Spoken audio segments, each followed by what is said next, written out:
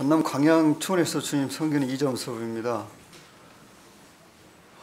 학자 군단인 서대문 교회에 와서 벌써부터 마음이 떨립니다. 혹시 여러분 마음에 차지 않더라도 우리 주님의 사랑으로 그냥 용납해 주시기를 부탁드리겠습니다. 요한복음 1장 35절로 39절 말씀 보겠습니다.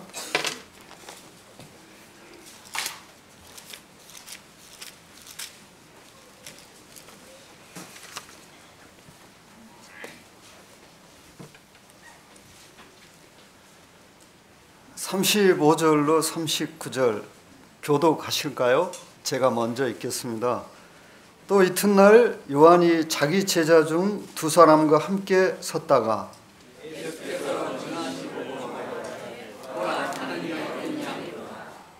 두 제자가 그의 말을 듣고 예수를 따르거늘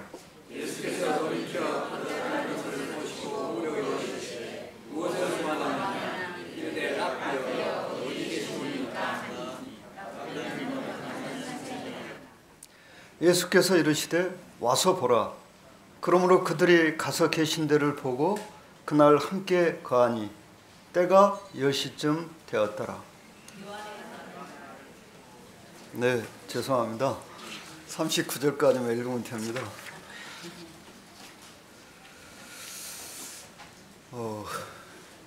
오늘도 아마 이 지구상의 많은 분들이 우리 주님을 찾아서 나올 것입니다. 그리고 지금 이 시간에도 어디선가는 복음이 전해지고 있을 것이고요. 지구는 둥글기 때문에 한쪽은 낮이고 한쪽은 오후고 또 한쪽은 초저녁이고 또 어떤 쪽은 오밤중이고 또 어떤 쪽은 새벽입니다. 그래서 지금 이 시간에도 새벽을 맞이하는 어느 동네가 있겠죠.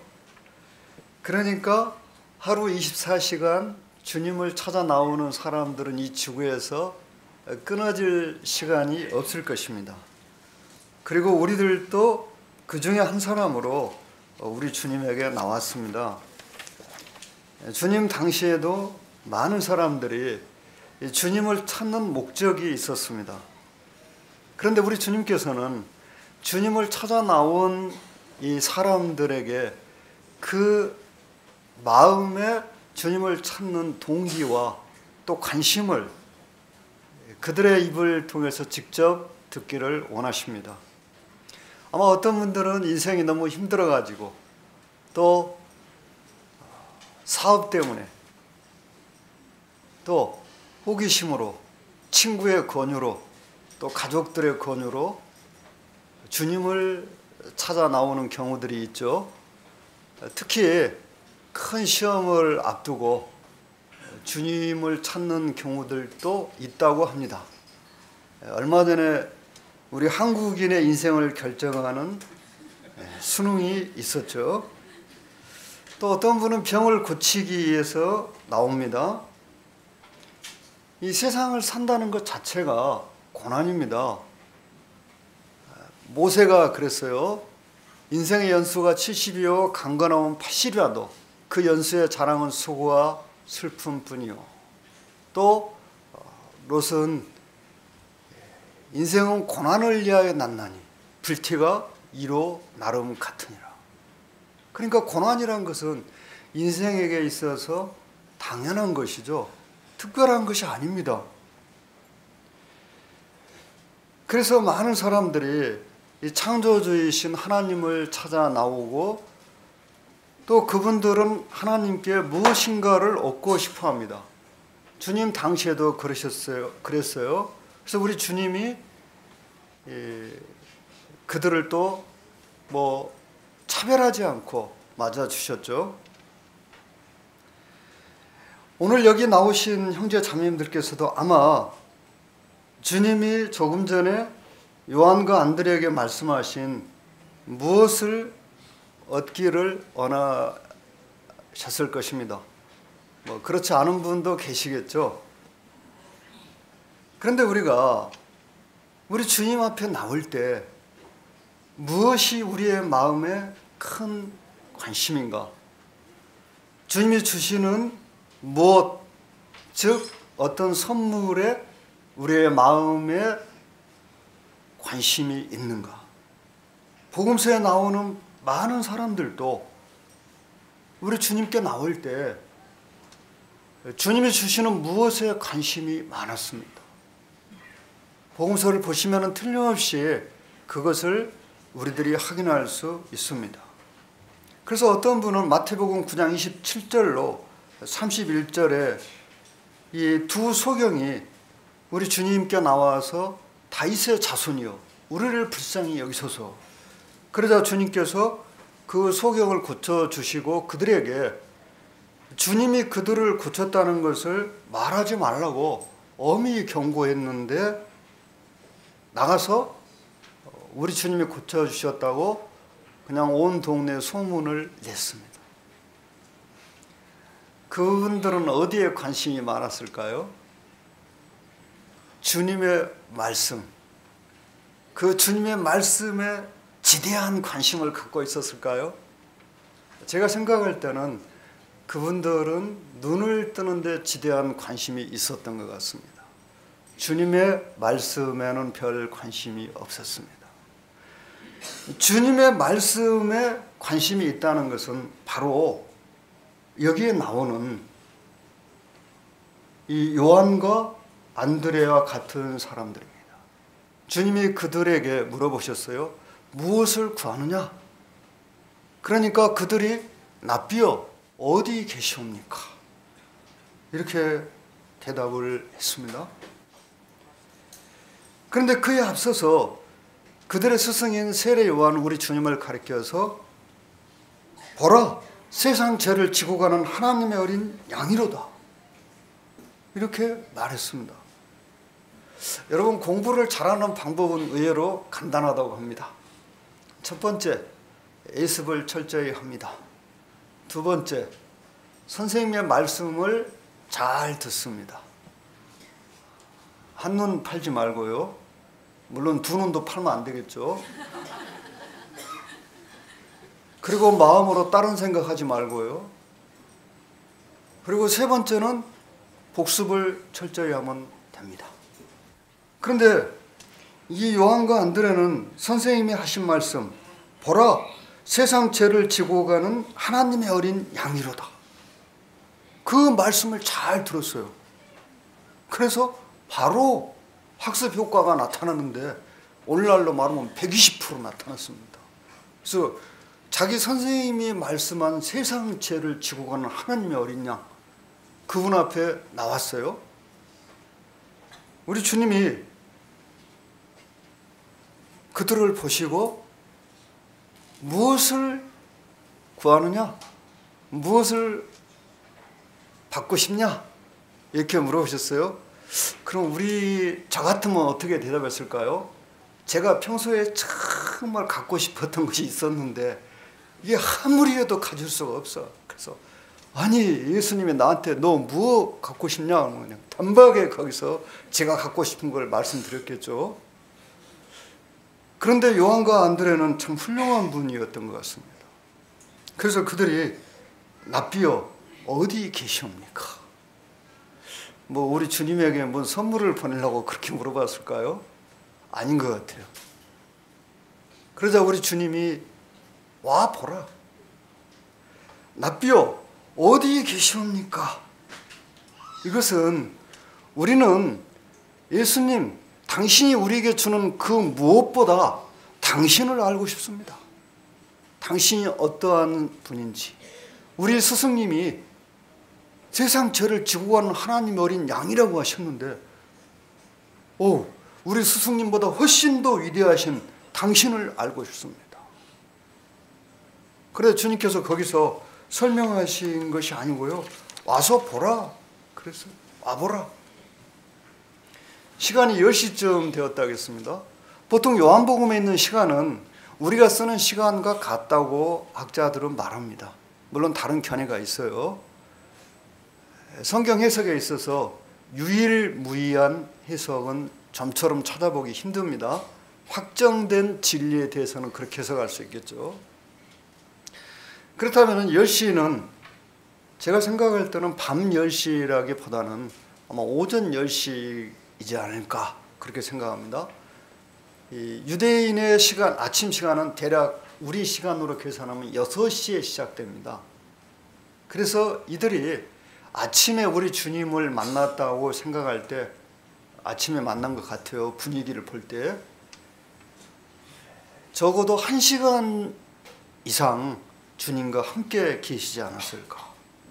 그렇게 분별이 됩니다. 그런데 가만히 생각해 볼까요? 저는 언젠가 그런 기도를 드렸습니다. 또 드리고 싶은데요. 주님, 제가 주님을 1분만이라도 좀 볼 수 없을까요? 우리 주님이 저한테 뭐라고 하시겠어요? 어휴, 이 미련한 인생아, 나를 닮은 형제 자매들 많이 있는데 왜 꼭 나를 보여달라고 하느냐? 뭐 그러실 것 같아요. 그런데도 그 욕심이 사라지지가 않습니다. 제가 주님을 제2 육안으로 1분만이라도 볼 수 있으면, 그런데 우리 주님이 어느 날, 야, 내가 너하고 1시간 동안 이야기 좀 하고 싶다. 어떻게 할래 너? 네? 아마 그냥 자다가도 벌떡 일어나가지고 사실입니까? 도저히 안 믿어지니까 먼저 확인부터 할, 진짜입니까? 야마, 그럼 내가 너한테 거짓말한 데 있었나? 그래서 그냥 다른 거 다 젖혀놓고, 주님 지금 당장 뵐 수 없을까요? 이렇게 나올 것 같아요. 근데 여기 계신 형제 자매들 다 마찬가지일 겁니다. 주님이 1시간 동안 내가 너하고 직접 이야기하고 싶다. 얼굴도 내가 다 보여주고, 그러면 그냥 다른 거 다 놔두고, 네, 주님 지금 뵈면 좋겠습니다. 이렇게 나오겠죠. 그런데 이 요한과 안드레는 적어도 1시간 이상을 천지를 지으신 하나님과 한 방에서 서로 얼굴을 마주 보면서 대화를 나눴어요. 일찍이 성경 역사에 이렇게 단 두 사람이 직접 하나님을 개인적으로 면담한 경우는 없었습니다. 이후에도 과연 있었는지 잘 모르겠습니다. 사도 바울이 주님을 배웠다고 하지만은 과연 이렇게 장시간 배웠는지 확신이 안 섭니다. 여러분, 이게 얼마나 엄청난 영광입니까? 우리가 주님께 나아갈 때 주님이 주시는 어떤 선물을 받기를 원하고 나아가는 것과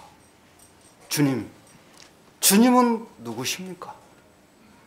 과거에 그와 유사한 단어가 한때 유행한 적이 있었어요. 당신은 누구십니까? 그러니까 주님 도대체 누구십니까? 저에게 좀 가르쳐 주십시오. 우리가 알고 있는 주님에 관한 정보, 그것은 주님 전체에 관한 정보에 제가 생각할 때 1억 분의 1도 안 될 것 같습니다. 그것도 많이 잡아준 겁니다. 우리 주님의 이름을 우리는 다 모릅니다. 요한계시록에 보면은 주님의 새 이름이 있는데, 알려지지 않은 이름이 있는데 그 이름을 받은 사람만 안다고 그랬어요. 이름조차 우리는 다 알지 못해요. 그럼 그분에 대해서 우리가 안다는 것은 정말 작은 부분이겠죠. 그러니까 주님께 나아갈 때 주님이 주시는 어떤 선물, 우리가 생각할 때 좋은 것, 그것을 얻기 위해서 나아가는 것과 주님 그분을 알기 위해서 나아가는 것은 이렇게 다른 것입니다. 그런데 그분은 우리가 구하는 대로 응답하십니다. 선물을 받고 싶으면 그것을 주시고, 물론 다 주시는 건 아니겠죠.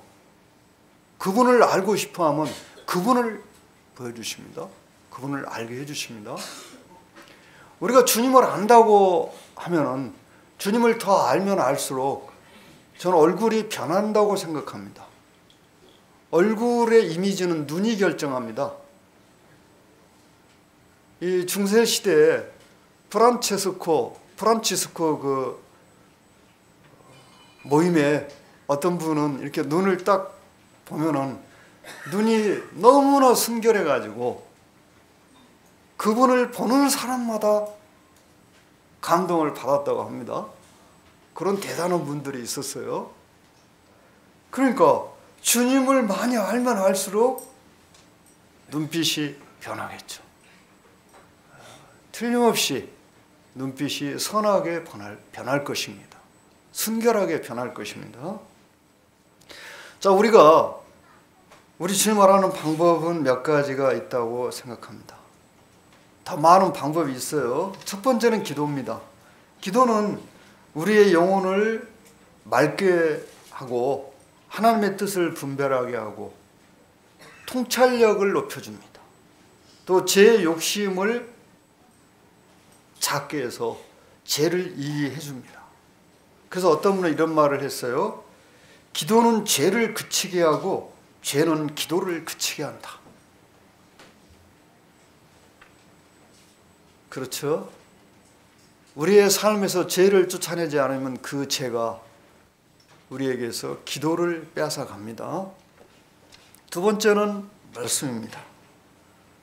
성경을 연구하면은 우린 천지의 창조주이신 하나님의 계획과 또 이 세상과 인간의 미래 그리고 교회와 성도가 마땅히 지켜야 하는 신약 교회의 원리들을 깨달을 수 있습니다.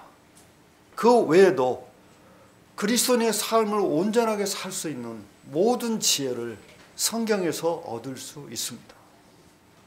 교회 역사를 보면은 그리스도인들이 성경을 외우니까 부흥이 일어났다는 보고가 있습니다. 장수하는 비결을 가르쳐 드릴까요? 어떤 보고서에 보니까 고기를 많이 먹으니까 사망률이 떨어졌다는 보고가 있었습니다. 제가 대단히 육신적인 사람이죠. 자, 세 번째는 성도 간의 교제입니다. 이런 말이 있어요. 끝까지 가고 싶다면 같이 가라. 빨리 가고 싶다면 혼자 가라. 기업에서 사원 교육할 때 쓰는 말인데요. 사막을 여행하는 데는 규칙이 있습니다. 여행단이 최소한 30명이 되어야만이 출발할 수 있다고 합니다. 왜? 30명이 여행을 하다가 어떤 문제가 발생했을 때 그 문제를 해결하고 계속해서 여행을 할 수 있는 최소 인원이라고 합니다. 그 이하의 인원으로 출발하면은 여행하다가 문제가 발생하면은 여행 자체가 중단됩니다. 혼자 가면은 빨리 갈 수 있겠죠. 그러나 가다가 어떤 문제가 발생하면은 예를 들면 발병이 났다든지 그런 일이 있겠죠. 요즘에 발병이 어떻게 납니까? 차 타이어 펑크 나는 것이 발병 나는 거예요. 요즘에는. 그런 일이 발생하면은 혼자 가면은 고약합니다. 그러겠죠. 그래서 혼자 가면은 빨리 갈 수 있겠지만은 끝까지 간다는 가능성이 적습니다. 그래서 끝까지 가려면은 같이 가야 됩니다. 다소 불편하고 또 내 마음에 안 드는 일이 있어도 그러니까 교회에 속해 있는 것이 우리가 천국까지 안전하게 갈 수 있는 비결입니다. 형제 자매님들께서 천국 가실 때까지 이 거짓말하는 이단에게 속지 않는 방법을 제가 가르쳐 드리겠습니다. 다 아실 줄로 압니다만은 아주 확실한 방법입니다. 그런데 아주 쉽습니다. 장로 형제님들하고 친하게 지내시면 됩니다. 이건 제가 깨달은 게 아니고요. 우리 한국에서 이단을 가장 잘 때려잡는 안산 상록교회 진용식 목사에게 어떤 분이 물어봤어요. 목사님, 이단에 빠지지 않을 수 있는 비결이 뭡니까? 네, 섬기시는 교회 목사님하고 친하게 지내시면 됩니다. 근데 그분은 많은 경험을 통해서 그걸 깨달은 거예요.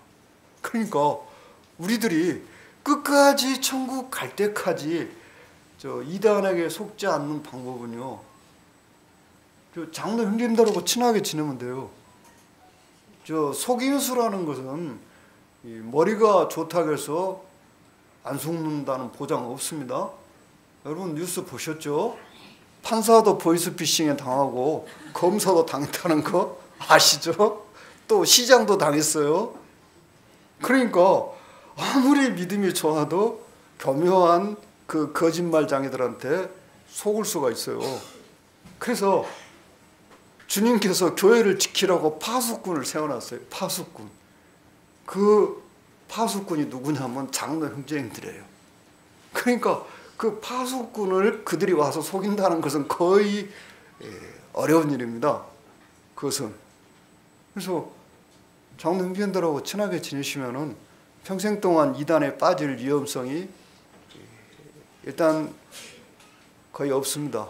없다고 생각하십시오. 자, 그런데 예수님을 더 자세히 알게 해주는 것은 무엇일까요?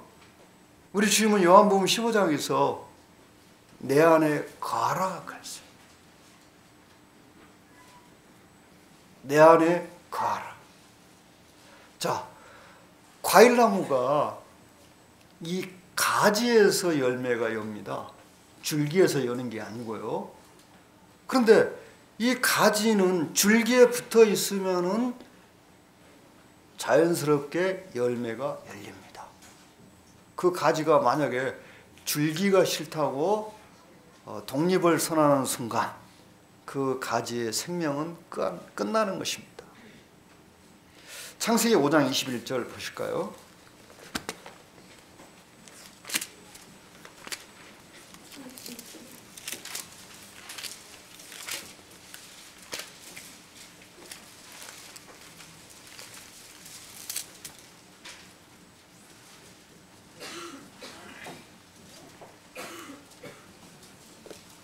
그는 350세를 죄송합니다. 21절부터. 에녹은 65세에 무드셀라를 낳았고 무드셀라를 낳은 후 300년을 하나님과 동행하며 자녀들을 낳았으며. 아마 성경에 기록되기를 가장 오랫동안 하나님과 동행하신 분은 이 에녹인 것 같습니다. 더 오랫동안 동행하신 분이 계신가 모르지만 성경에 기록은 안 돼 있어요. 300년 동안. 저는 앞으로 2번을 죽었다 살아나도 300년간 동행할 자신이 없습니다. 여러분은 어떠십니까? 그러니까 유일무이한 기록을 가지고 계신 분이죠. 300년간. 그러면 하나님과 동행한다는 것이 무엇일까요? 미국의 남북전쟁 때, 미국 역사의 가장 불행한 때였죠. 이 남군이 나쁜 사람들이 아니고 남쪽에 있는 군대죠. 북군은 북쪽에 있는 군대입니다. 지역적으로요. 모두 하나님께 하나님, 우리 남군의 편이 되어 주십시오. 북군은 북군대로 하나님, 우리 북군의 편이 되어 주십시오. 이렇게 기도했다고 합니다. 그럼 하나님 누구 편이 되어 줬을까요? 네? 잘 모르십니까? 남북전쟁 누가 이겼는지 잘 모르세요? 그럴 리가 없는데? 네, 이럴 때는 침묵이 금이 아니고 침묵은 땡이다 이렇게 하는 거예요. 네. 그런데 그때 링컨 대통령이 이런 말을 했다고 합니다. 하나님께 우리 편이 되어달라고 하지 말고 우리가 하나님의 편이 됩시다. 그렇죠. 하나님께서 어떤 개인이나 어떤 단체의 편을 드시겠어요? 하나님 그런 분이 아닙니다. 그런데 우리는 많은 기도를 그렇게 합니다. 하나님 우리 편이 되어 주십시오. 그런 편 안 써도 내용을 살펴보면은 그런 표현들이, 그런 뜻이 많죠. 늘 하나님도 우리 편이 되어달라고 그래요. 그런데 에녹은 하나님과 동행하였다 그랬어요. 하나님이 에녹과 동행하였다 그렇게 기록되지 않고요. 그러니까 우리가 항상 하나님 편에 서는 것이 하나님과 동행하는 것이고 하나님 안에 거하는 것입니다.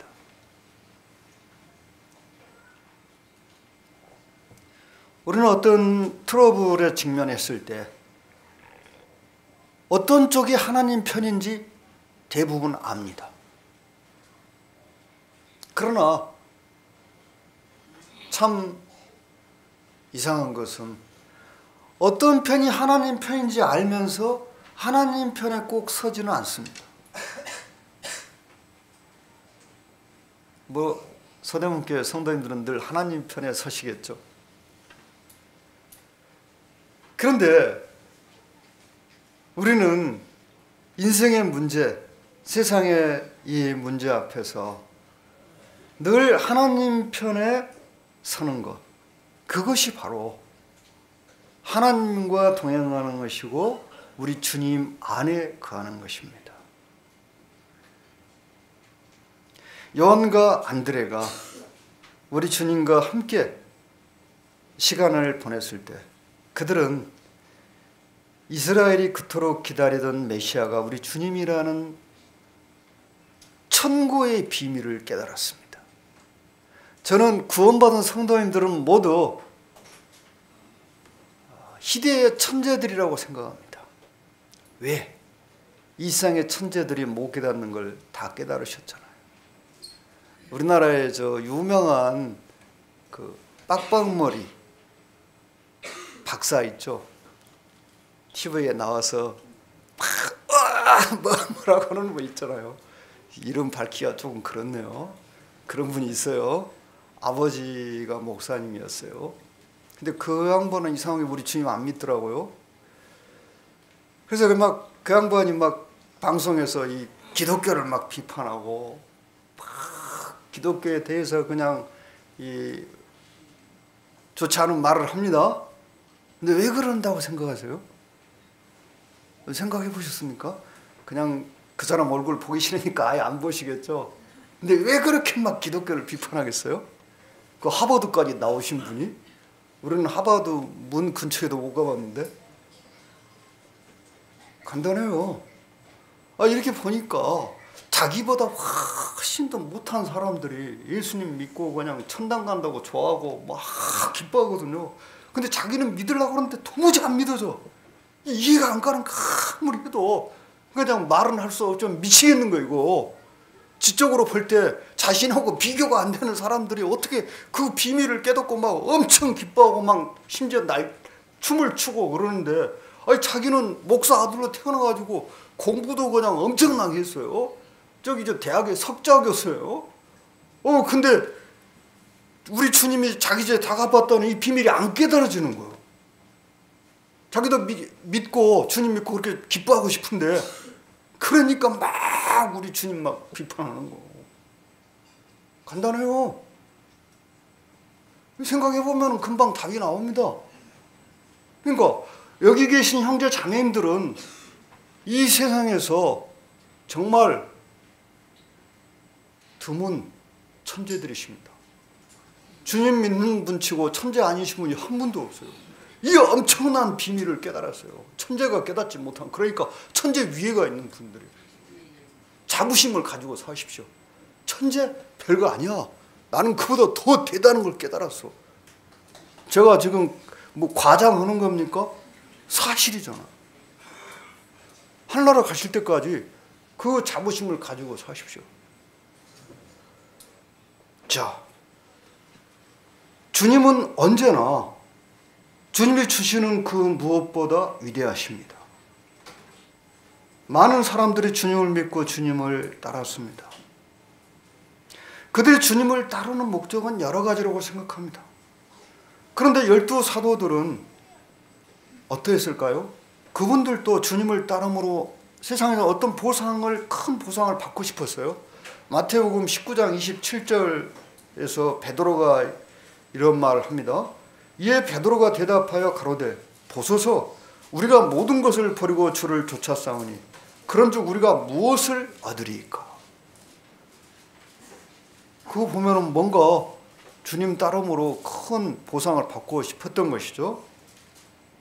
그런데 이 가룟 유다는 어떻게 했어요? 자기가 바라던 것을 얻을 수 없다고 판단했어요. 이 사람 너무 성급했어요. 3년 가지고 어떻게 다 알겠어요? 좀 더 기다려보지. 조금만 더 기다렸더라면 알았을 건데. 그래서 그냥 주님을 팔고 말았어요. 그러니까 신구약을 통해서 한 명씩 나옵니다. 스승을 팔아버린 사람이. 구약의 게하시. 이름이 조금 거북스럽네요. 신약의 가룟 유다. 유다란 이름은 대단히 좋은 뜻인데 찬송이라는 뜻인데요. 이 이름값을 못했어요.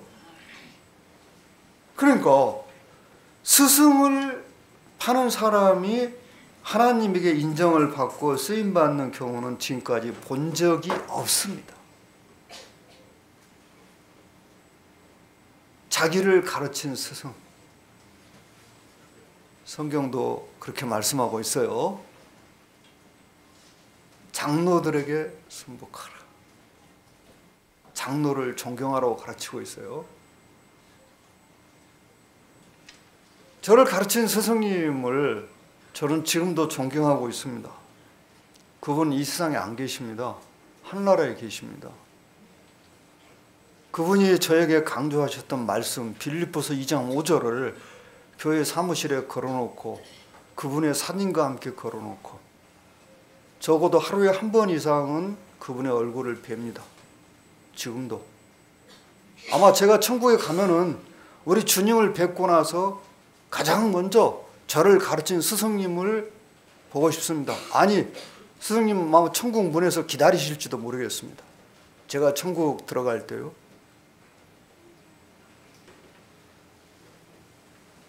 전 그분의 제자인 것을 지금도 당당하게 말합니다. 왜 그러냐면 하나님께서 그분하고 나의 사이에 스승과 제자라는 관계를 맺어주셨으니까요. 이건 제가 원해서 된 것이 아닙니다.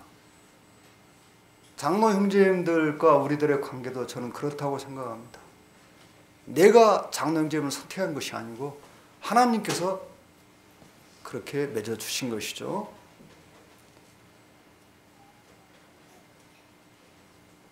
자, 마태복음 20장 20절로 23절에서 이 요한과 야고보는 더 큰 보상을 기대했어요. 요한과 야고보의 어머니가 어느 날 우리 주님을 찾아와서 무릎을 꿇고, 영어 성경 무릎 꿇었다고 나와 있어요. 우리 주님에게 주님 좌우편에 앉게 해달라고 구했습니다. 우리 주님이 그것은 하나님이 정하신 사람에게 주신다 그랬어요. 그러시면서 너희가 내 잔을 마실 수 있느냐? 그랬더니 그들이 마실 수 있다고 그랬습니다. 너희가 내 잔을 마시려니와 그 좌우편에 앉는 자리는 하나님이 누구를 위하여 예비하셨든지 그들이 차지할 것이라 그랬습니다. 여기서 우리가 깨달을 수 있는 것은 우리가 주님 안에서 어떤 자리를 갖겠다고 하는 것은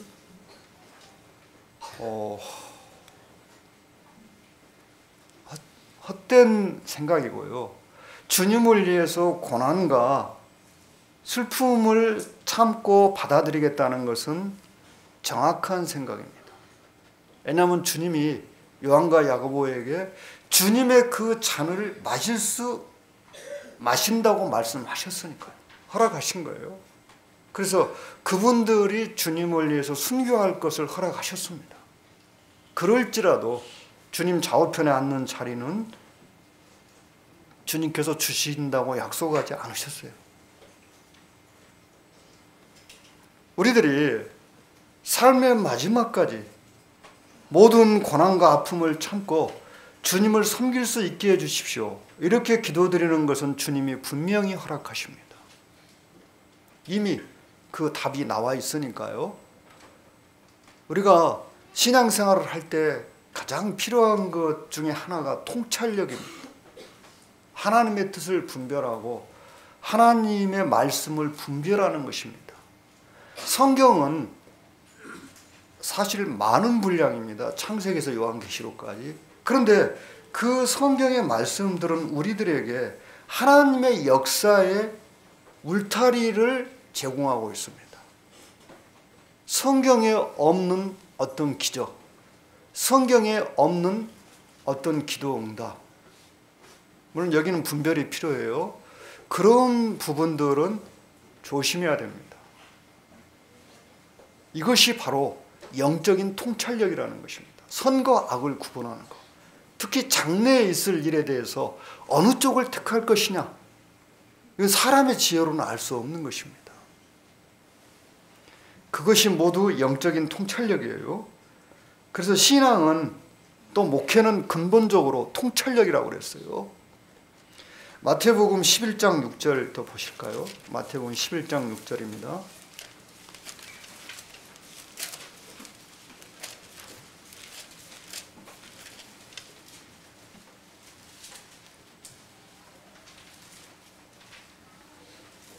죄송합니다. 1절부터 보겠습니다. 1절부터 6절까지 교독하실까요?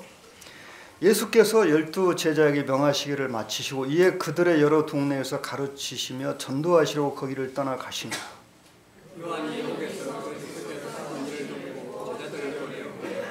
예수께 여짜오되 오실 그이가 당신이 오니까 우리가 다른 일을 기다리오리까.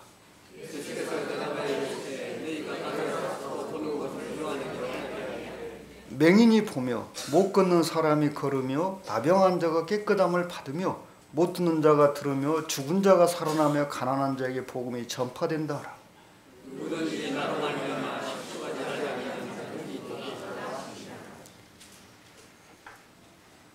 세례 요한은 우리 주님을 세상에 소개한 분입니다. 우리 주님께서 세례 요한을 가리켜서 여자가 난 자 중에 세례 요한보다 더 큰 자가 없다고 말씀하셨습니다. 그런데 그 세례 요한이 이 말씀을 볼 때는 시험에 든 것 같습니다. 오실 그이가 당신이 오니까 우리가 다른 일을 기다리오리까. 세례 요한이 그 당시의 나이가 많아야 뭐 33살. 설마 치매가 온 건 아니었겠죠. 뭐 치매가 오면은 주님 부인하기도 하고 그런다 그러더라고요. 그런데 이런 말을 했어요. 정말 우리가 이 성경을 읽다가 눈을 부비고 사실인가 하고 다시 볼 구절이죠. 아니 이럴 수가. 진짜 누구 말 맞다나 천하의 세례 요한이 이럴 수가. 그래서 세례 요한이 이제 주님을 기다리다가 그 당시 세례 요한은 헤롯이 겨울 궁전을 사해 근처에 지었는데 거기에 마키루스라는 요새가 있었어요. 만약에 반란이 일어나면 거기 가서 싸우려고. 마키루스 요새에 감옥이 있었습니다. 그 감옥에서 애롭고 괴로운 감옥 생활을 하고 있었어요.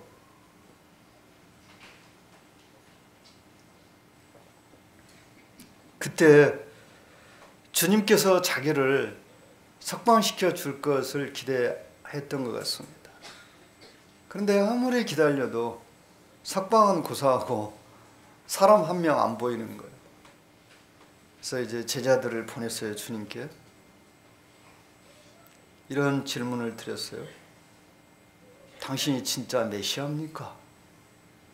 그랬더니 제자들이 하는 말이, 제자들이 이제 주님을 뵙고 나서 자기 스승을 찾아갔습니다. 스승님, 우리가 스승님이 증거하셨던 그 예수를 배웠는데 그분은 지금 인기가 백성들 중에 인기가 아주 하늘을 찌르고 있습니다. 가는 곳마다 병자를 고치고 죽은 자를 살리고 심지어 말씀을 전하는데 그냥 수천 명이 따라다닙니다. 근데 세례 요한에게 그것이 크게 들렸을까요? 사람은 누구나 자기가 당하는 일이 가장 큰 일이라고 생각한다고 합니다. 맞죠? 뭐 내일 지구가 망한다는 건 별 관심 없어요. 오늘 제가 막 머리가 엄청나게 아파. 그게 훨씬 더 큰 관심사예요. 그러면서 그 제자들이 하는 말이, 그런데 선생님의 석방에 대해서는 이런 방구도 없었습니다. 그리고 마지막으로 그분이 하신 말씀이, 누구든지 나로 말미암아 실족하지 아니하는 자는 복이 있도다. 그 말씀을 하셨습니다. 그리고 면회 시간 끝, 제자들은 갔어요. 세례 요한은 혼자 독방에 다시 남았습니다. 그는 생각에 잠겼을 거예요. 이럴 수가. 내가 메시아라고 소개했던 그분이 이렇게 무정한 분이었나. 내가 그분을 사람들에게 알리기 위해서 이 선지자, 하나님의 선지자라는 것도 다 버렸는데 이럴 수가. 우리들도 한 번쯤 그런 생각이 들 때가 있죠. 어린이 때부터 교회에 나왔고 주님을 믿고 구원받았어요. 그리고 구원받은 이래로 주님을 나름대로 성심성의껏 섬겨왔습니다. 그런데 살다 보니까 내 뜻과는 너무 다르게 일들이 되는 거예요. 아이를 낳았는데 아이가 자폐증 아이가 태어났어요. 가지고 이 아내가 그냥 그애 돌보느라고 아무것도 못해. 하루 종일 퇴근해가지고 집에 와서 좀 편히 쉴까 했더니 아내가 그냥 지쳐 나가 떨어져 있어요. 그래서 집에 와서 그때부터 청소 시작해야 돼. 집안 청소. 그러니까 이 형제가 얼마나 고통스럽겠어요. 끝이 안 보여. 자폐증 환자를 두었으니 끝이 보일 리가 없죠. 그래서 이 형제님이 그냥 고민하고 있는데 어느 날 점심시간에 갑자기 주님의 음성이 들려왔어요.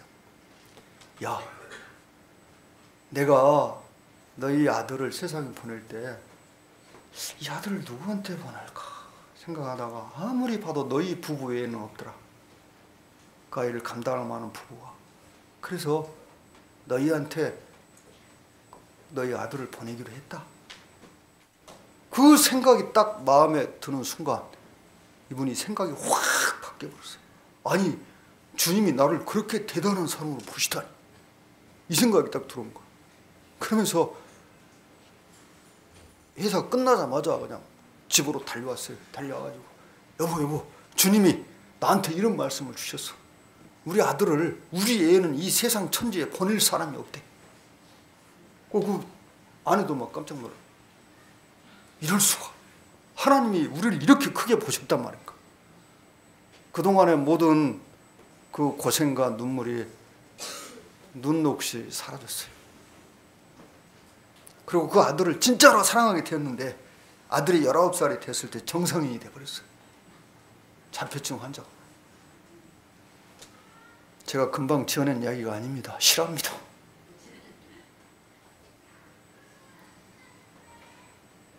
그렇습니다. 인생은 하나님께서 우리의 마음에 깨달음을 주셔야 인생의 스트레스, 아픔들이 가시는 거예요.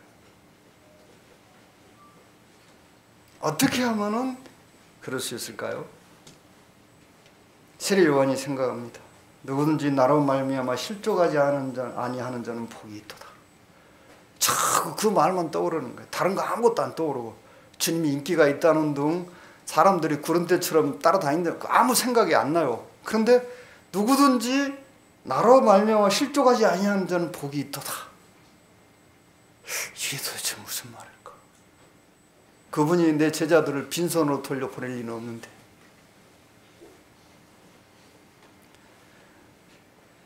바울은 이런 말을 했어요. 빌립보서 3장 7절 이하에 있어요. 그러나 무엇이든지 내게 유익하던 것을 내가 그리스도를 위하여 다 해로 여길 뿐더라. 또한 모든 것을 해로 여김은 내 주 그리스도 예수를 아는 지식이 가장 고상하기 때문이라. 내 주 그리스도 예수를 아는 지식이 가장 고상하기 때문입니다.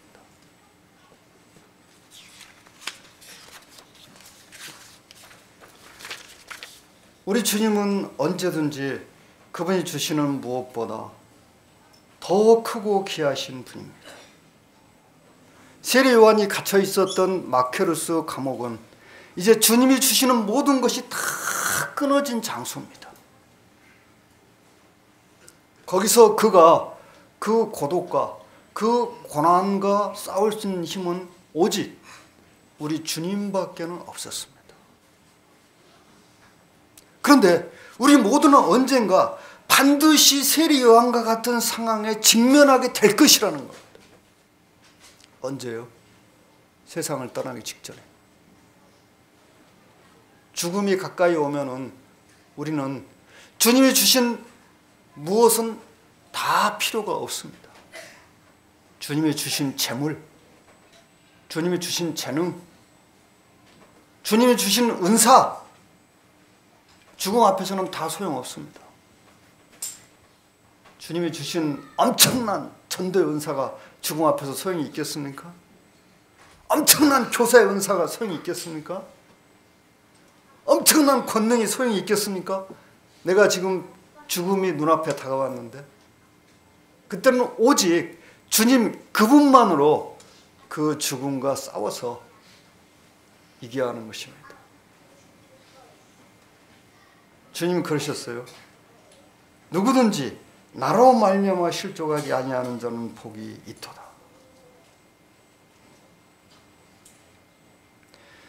그래서 우리들은 평소에 요한과 안드레처럼 납비여 어디 계시옵니까? 이 말은 당신이 주시는 어떤 것보다 우리는 당신을 알고 싶습니다. 사도 바울도 그랬어요. 모든 것을 하찮은 것으로 여기고 그리스도를 알기 위해서 모든 것을 하찮은 것으로 여긴다고 그랬어요. 하나님의 말씀은 그 말씀을 전하는 사람보다 항상 더 위대하십니다. 그래서 우리는 그분에게 마음을 빼앗기는 것이 가장 좋은 신앙생활입니다. 그분이 주시는 어떤 것도 필요하지만 그분, 우리 주 예수 그리스도, 그리스도 예수, 그분이 누군가? 그분이라면 어떻게 하셨을까? 이것이 그분을 더 아는 길입니다.